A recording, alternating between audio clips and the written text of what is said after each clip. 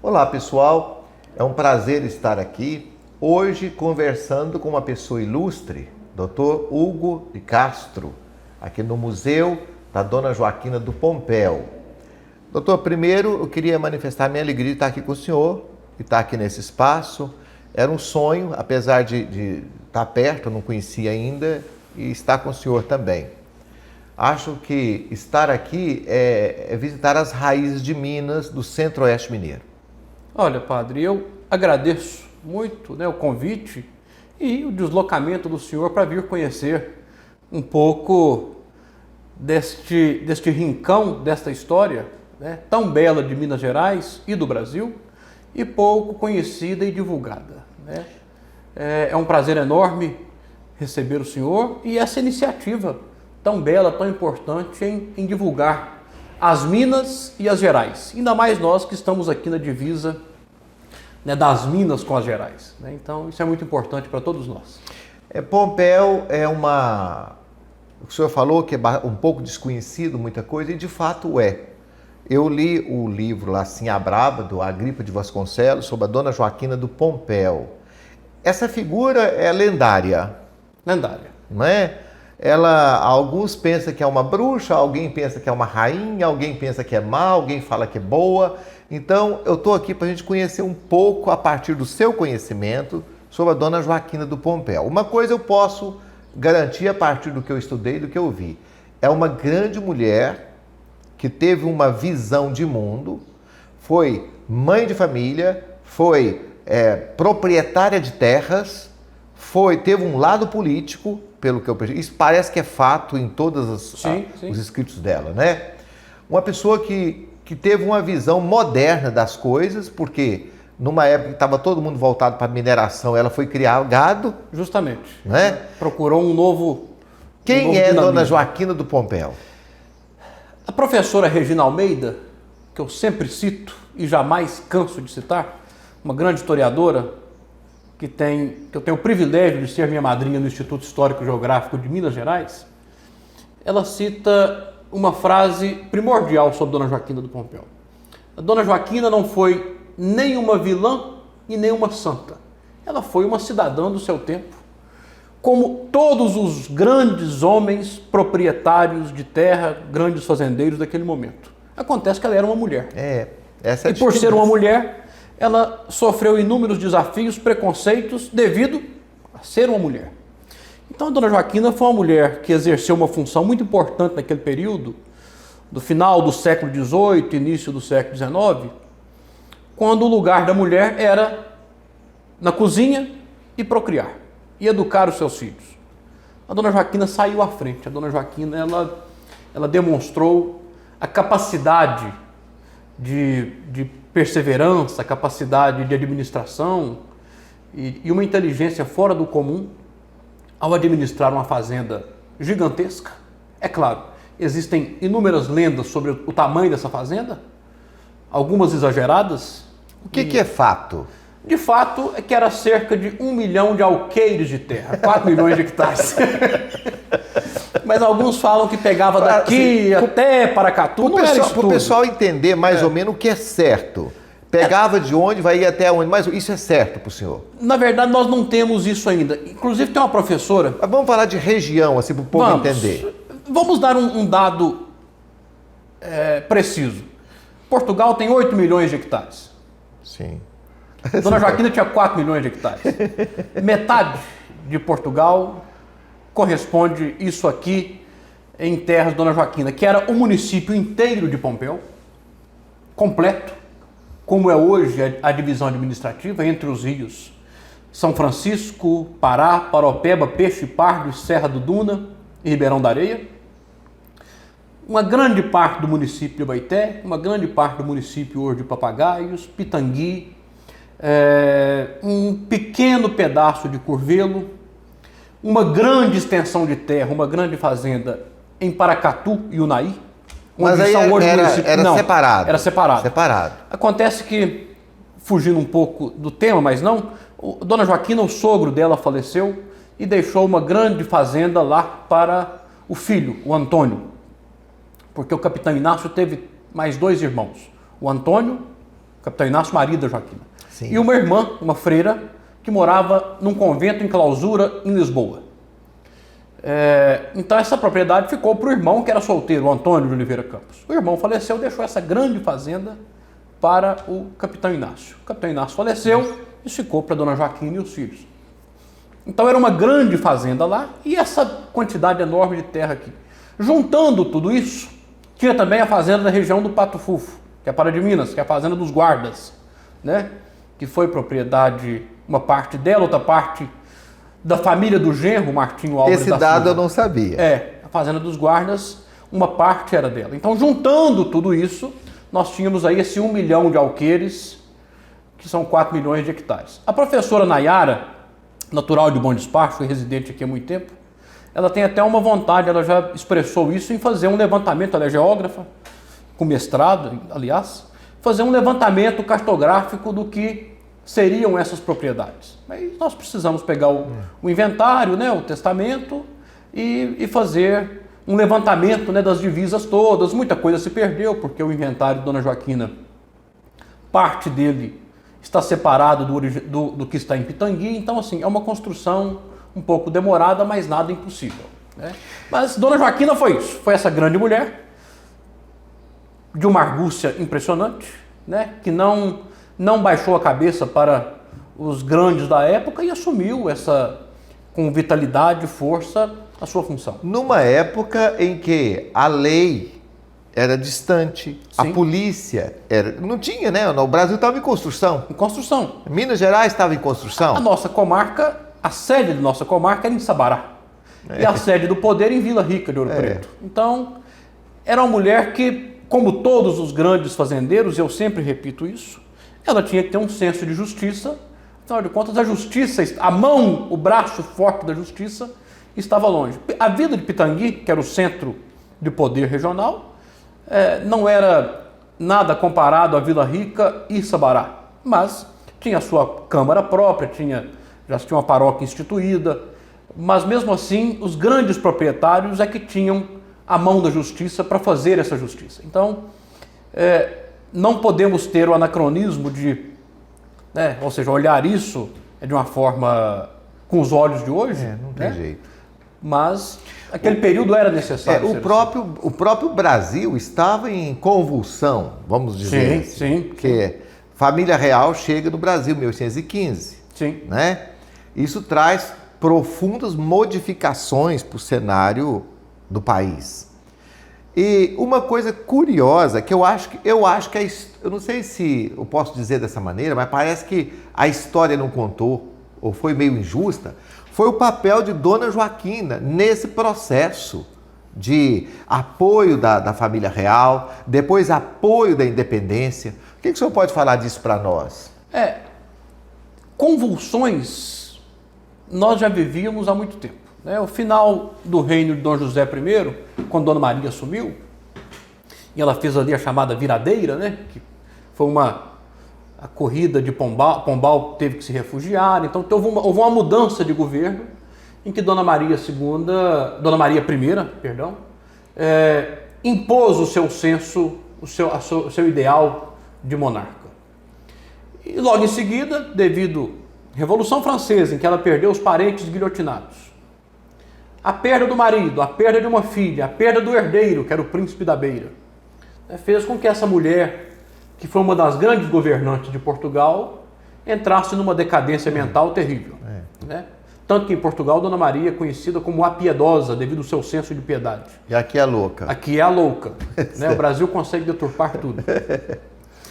Com isso, teve que assumir a regência seu filho Dom João VI, que é outra deturpação da história, chamarem aquele homem de guloso, comedor de frangos e um completo imbecil, me perdoem a palavra. Ele tinha muita visão, né? Um homem de visão. Ele tinha muita visão. Tanto que Napoleão Bonaparte dizia que foi o único que o enganou. A única cabeça coroada. Dom João foi o único que me enganou. Porque Portugal já havia, porque Portugal, por ser um reino exprimido no Atlântico e no Mediterrâneo, já existia um plano antigo de contingência, eu não gosto da palavra fuga, porque dá um sentido de covardia. Mas já existia um plano, e era necessário por ser um país exprimido, é um país pequeno no tamanho, mas gigantesco na coragem, de recorrer a outros meios caso fossem acuados. E foi isso que Dom João VI fez quando da invasão napoleônica a Portugal, né? Napoleão fez um acordo com a Espanha, pelo Tratado de Fontainebleau, e aí Portugal foi invadido devido ao seu apoio comercial com a Inglaterra, e Dom João colocou em prática o plano vermelho, ele apertou a campainha. Né? Era um plano, ele já estava completamente organizado, mas esperando ser colocado em prática. Um plano arriscado, inclusive. Era um plano arriscado, um plano que já existia, mas nunca tinha sido colocado em prática. Porque, na verdade, ele pegou a corte portuguesa e transplantou para o Brasil. Ele pegou tudo, né? Ele pegou a corte, todo o seu... todo o contingente organizacional do Estado. Desde cabeleireira tudo. Tal. O arcebispo primaz, né, o patriarca de Lisboa, veio morar no Rio de Janeiro. É uma coisa que quase ninguém sabe. O patriarca de Lisboa mudou-se para o Rio de Janeiro. Né? A Biblioteca Real, tudo. Né? Ficou muita coisa em Portugal, mas veio para cá. E com isso Dom João teve um senso de ser o primeiro monarca a vislumbrar um grande império nos trópicos, né, nas Américas. E construiu, assim, a base para um grande império, que é o Brasil. E Dona Joaquina teve uma participação importante nisso, porque o Rio de Janeiro era uma faixa litorânea que não se produzia nada. Mangues, brejos, terras insalubres, serras, não tinha produção. O vice-rei escreveu, então, para o capitão-general das Minas pedindo apoio, né? E a resposta veio, uma das respostas, não foi a única, né? Que fala, a Dona Joaquina ajudou sozinha a família. Não, não foi sozinha. Dona Joaquina foi uma das que contribuíram, e muito, enviando gado, víveres, mantimentos de forma geral, para alimentar a corte, né? Falam essa dissonância, há uma distorção na história sobre quantas pessoas vieram, se são 5 mil, 10 mil, 15 mil. De fato, é uma cidade do tamanho do Rio de Janeiro. Na época era, salvo engano, me perdoem quem está nos assistindo, é um fato que eu estou falando de memória, uma cidade que tinha cerca de 30 mil habitantes, é o tamanho de Pompeia hoje. Chegam 10, 15 mil pessoas, não tem como. A comida acaba. Não tem casa para todo mundo, não tem mantimento, não tem nada. Agora, o senhor estudou mais o assunto? Eu fiquei curioso demais para saber como que isso aqui saiu do Pompéu para chegar no Rio de Janeiro. Porque até hoje não é uma operação muito fácil. Não é. Agora, naquele tempo que não tinha estrada, que era mato puro, que era só rio e tal, como que fazia esse translado? O senhor pesquisou isso? O gado, por exemplo, nós não temos relatos sobre isso, mas nós temos alguns recibos que estão em Pitangui, que o gado ia em pé, né? Recebi da senhora Dona Joaquina Bernarda tantos bois para a cozinha do rei. Esse gado, com certeza, ia tocado, né? Chegando no Rio, ele devia ficar esperando, porque ele perdia muito peso, né? Ele perdia muito peso. Ou então ele ia em etapas, né? Ia daqui até tal lugar, ficava um tempo, alimentava, abastecia, depois terminava de chegar. Certo é que ela resolveu o problema naquele tempo. Ela resolveu o problema. E não foi só uma leva, né? Isso aconteceram algumas vezes, né? Ela deve ter mandado de tanto em tanto, carro de boi com mantimentos, né? Isso ia atravessando a Mantiqueira, que era uma complicação danada. E pelo que eu percebi a partir do que eu li, ela não fazia isso só para ter uma troca de favores, mas para um senso de nacionalidade. Ela queria bem o país. Sim. Claro que ela ganhou com isso também, que trouxe sal do Rio de Janeiro. Claro. Comercialmente. Produtos do Rio de Janeiro, porque sal era caro, né? Sal era difícil. Sal era caro, e outra coisa, ela solidificou comércio na Praça do Rio. Sim. Né? Ela implantou ali um modo de... Ela está doando, essa mulher tem gado, vamos comprar. Vamos. Ela vendia uma também. Uma pessoa desse quilate, uma pessoa com a importância dessa, eu dizia para o Rafael que veio comigo, que ela tinha carteiro próprio, né? O carteiro que ia daqui para o Rio, né? Sim. Imagino quantos dias que ele gastava para ir daqui para o Rio, acho que 15 ou 20 dias. Ou mais, né? Ou mais, dependendo. Né? Uma pessoa desse quilate, como que ela não entrou para a história, né? Como que há um apagão a respeito da Dona Joaquina assim, na mas história? há um apagão relacionado a todos. Sim, é A verdade. história do Brasil, É. no Brasil, tem um autor que não me lembro agora, o nome fala que no Brasil até o passado é incerto. Né? Porque o futuro é incerto, mas no Brasil até o passado é incerto. Então mudam muito, as narrativas alteram Talvez muito. pelo fato de ser mulher. Por ser mulher, por ter sido uma grande apoiadora do período, o senhor falou agora há pouco. A independência depois. Não foi só mas também por um ideal de nacionalismo. A Dona Joaquina era filha de portugueses, de uma família fidalga antiga portuguesa.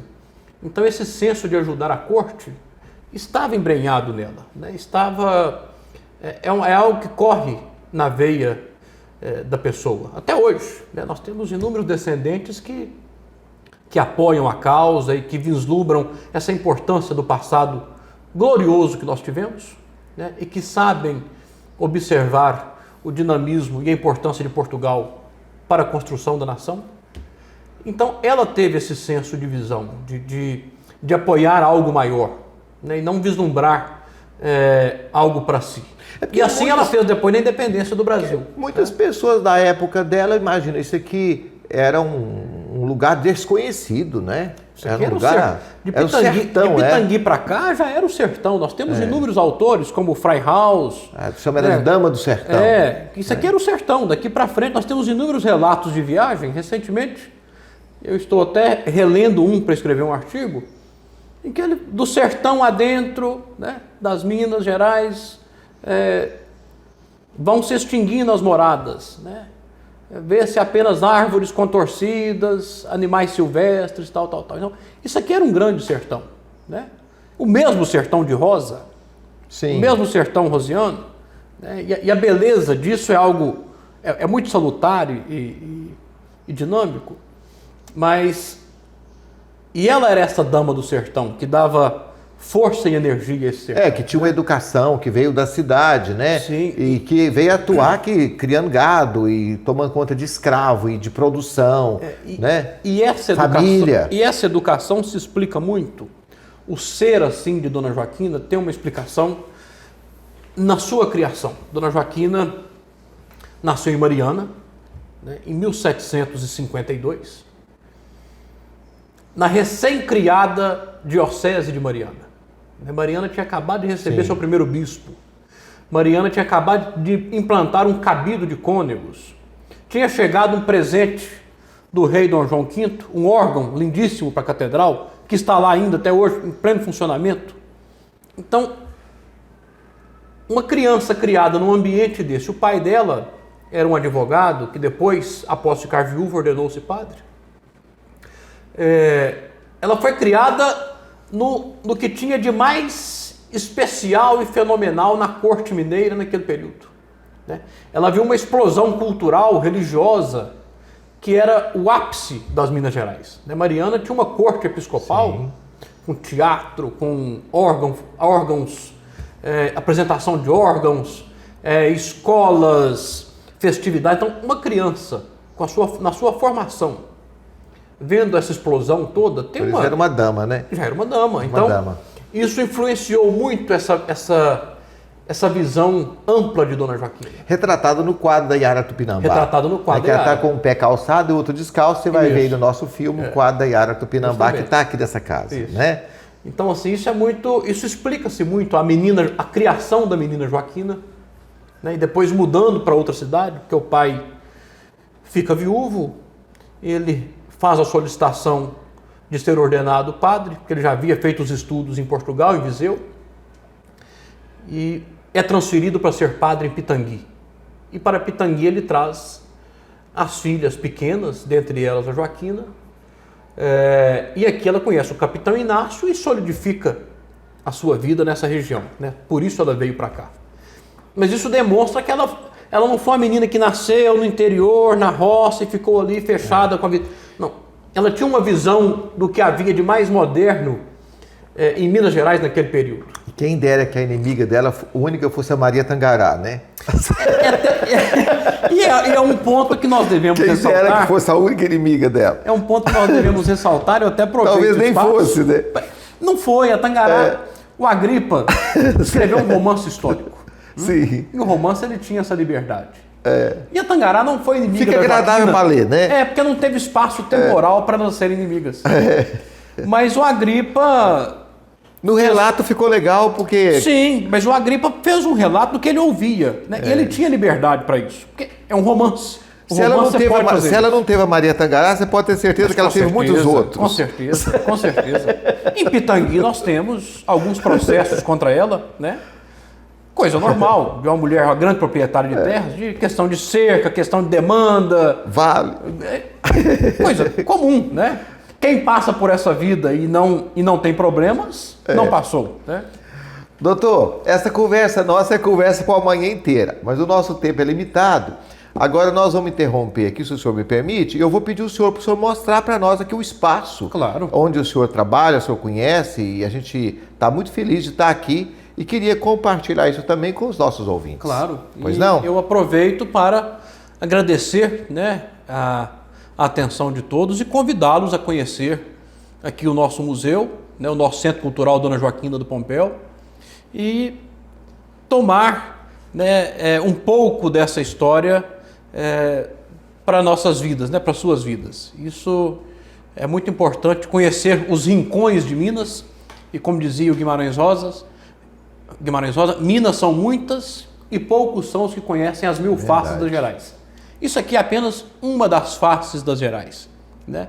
E essa é a beleza do nosso estado, né, padre? E queria, antes de terminar, também que o senhor falasse um pouquinho sobre o Pompéu Velho, o cemitério, porque a gente vai fazer foto e colocar aqui também no vídeo para o pessoal ver. O ver. Pompéu Velho é o local onde Dona Joaquina morou, né? Fazendo uma breve síntese histórica, os primeiros moradores, o Antônio Pompeu Tax, que foi o dono da fazenda, ele morou ali cerca de 1718. Depois ele não adaptou bem, requereu uma outra sesmaria e foi embora. Mas o nome dele ficou. Fazenda de Nossa Senhora da Conceição, do Antônio Pompeu. Quando Dona Joaquina comprou essas terras, mais de 50 anos depois, ou seja, Dona Joaquina não conheceu o Antônio Pompeu, já havia falecido há muito tempo, e nos mapas mineiros daquele período já aparece apenas Pompeu, né? Já era fazenda do Pompeu. E com a criação do nosso arraial aqui, 18 quilômetros do Pompéu Velho, lá ficou sendo o Pompéu Velho e aqui o Pompéu. Então o Pompéu Velho é esse local onde Dona Joaquina morou, onde ela construiu sua casa. Nós temos lá o cemitério, que está até um pouco descuidado, porque nós estamos aguardando a finalização da rodovia, da pavimentação asfáltica, para nós terminarmos a reforma do cemitério. Ainda mais esse ano, que é um ano especial, porque esse ano celebramos os 200 anos, lembramos os 200 anos de falecimento de Dona Joaquina. Em 1824, no dia 7 de dezembro, ela faleceu na fazenda do Pompéu e, portanto, celebramos esse ano, dia 7 de dezembro de 2024, os 200 anos de seu falecimento. Então, nós temos lá o cemitério, onde ela foi sepultada, onde é a capela, e mais acima nós temos o cemitério dos escravos, porque Dona Joaquina mandou erigir um cemitério para sepultar de forma cristã os seus escravos, um pouco acima do cemitério dela.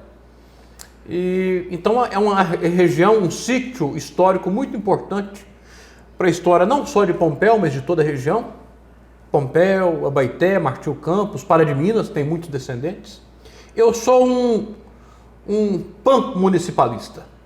Eu sou um venerador de toda essa região nossa. Nossa história é a mesma. Pompéu, Abaeté, Martil Campos, Papagaios, Pitangui, Santo Antônio do Monte. Santo Antônio do Monte. Nós devemos venerar essa nossa região. Santo Antônio do Monte tem castro demais. Muito castro, muito castro. Né? Então, saíram daqui, né, de alguma forma. Esses castros, na verdade, alguns vieram de Ouro Preto e fixaram aqui na região. Nós não sabemos, são portugueses, vieram para Ouro Preto e aí eles se esparramaram final do século XVIII, início do XIX, nessa região nossa. Mas vale a pena conhecer e adentrar a história de nossa região. Bom, agora então nós vamos pedir o senhor para apresentar para nós a sua casa. De alguma forma é a sua casa, né? Onde você passa boa parte da sua vida. Muita, grande parte. Aqui nós temos, aqui na sala do conselho, um espaço mais aberto, onde nós temos as reuniões dos conselhos, sala de visitas, e alguns documentos e objetos que não estão no acervo do museu. Nós temos aqui, por exemplo, esse Cristo do século XVIII, que é muito importante para a nossa história. Provavelmente veio de alguma capela da região e posteriormente doado de uma instituição a qual nós não podemos citar por questão de segurança aqui para o nosso museu. Não que tenha um valor monetário, mas os doadores pediram para que não fosse mencionado por uma questão de segurança da entidade deles.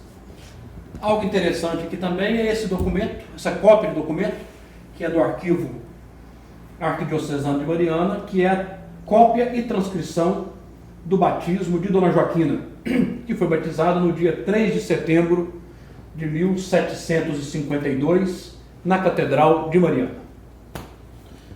Uma peça de grande importância também aqui para o nosso acervo é essa cruz, que parece ser muito simples, mas é um crucifixo, uma cruz, não um crucifixo, que é a réplica da cruz da primeira missa do Brasil. Essa peça foi doada pelo doutor Aristóteles Drummond, que é do nosso Instituto Histórico e Geográfico, e foi dado por Salazar, então presidente português, para o avô dele, o Augusto de Lima Júnior.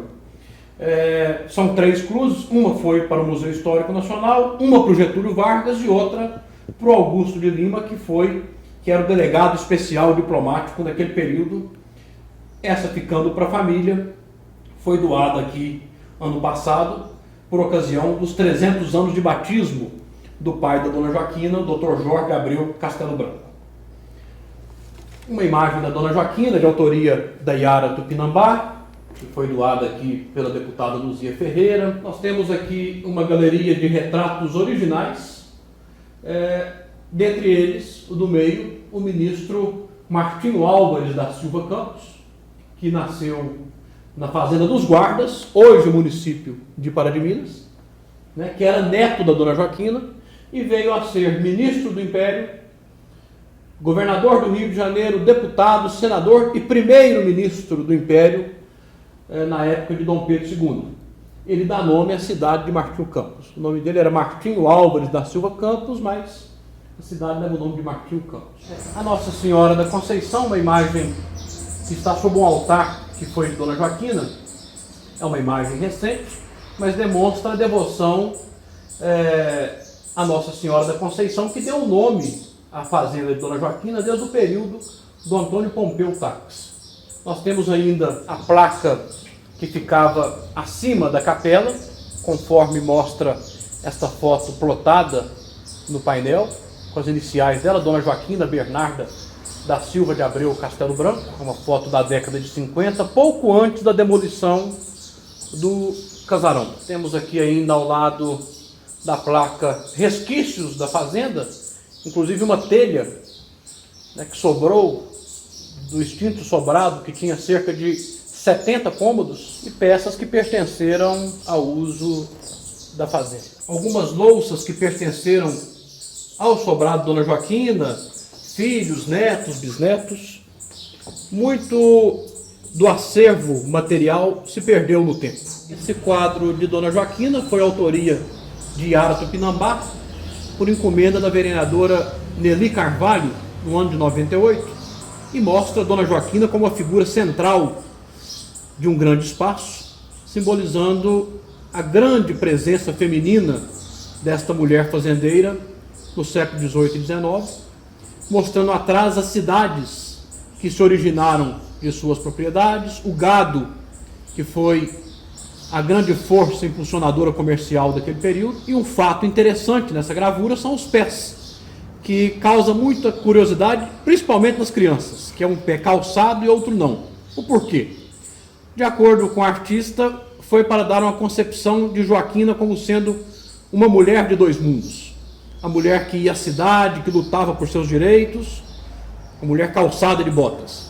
E a mulher da fazenda, a mulher do campo, que pisava na terra firme, por isso descalça de outro pé. Nós temos aqui esse tronco que foi da fazenda do Diamante. É uma peça pesada, né, em vários sentidos, literalmente e na sua concepção do seu uso, né, que era uma peça de flagelo, uma peça de castigo, que demonstra que nós não devemos repetir algumas coisas na história. Essa peça está aqui como um lembrete de como a humanidade deve evoluir e de como a história e o senso humano evoluiu.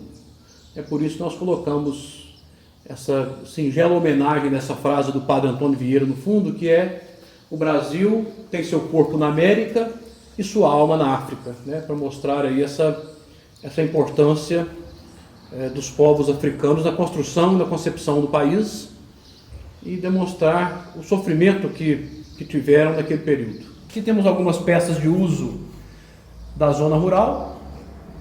Aqui temos a maquete da Fazenda do Laranjo, que é essa casa onde nós estamos, antes da transferência para esse local. Como assim transferência?